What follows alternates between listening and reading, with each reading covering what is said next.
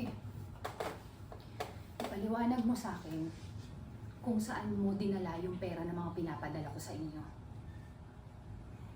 Hindi pa ba sapat yung mga sakripisyo ko? Dugo at pawis ang naging puhunan ko para mabilang kayo ng bahay.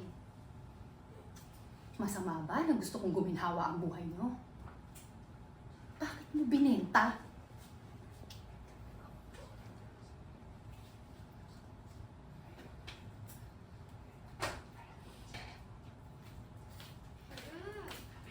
Tita Jilly, sige na.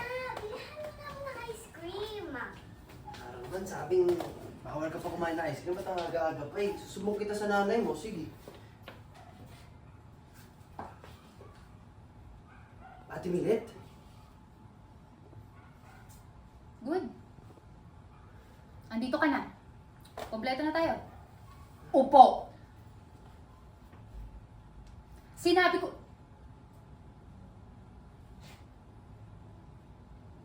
Sino yung batang yan? Lalabas na lang po kami ni Karanay. Tara, pwede na lang tayo ng ice cream.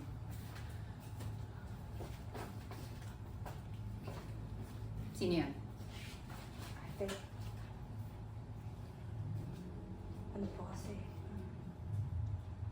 Ano? Anak ko po si Kara. Imbis na pag-aaral mong atupagin mo, anong ginawa mo? Ha? Lumandi ka? Kahit kalabaw ako sa pagtatrabaho sa ibang bansa?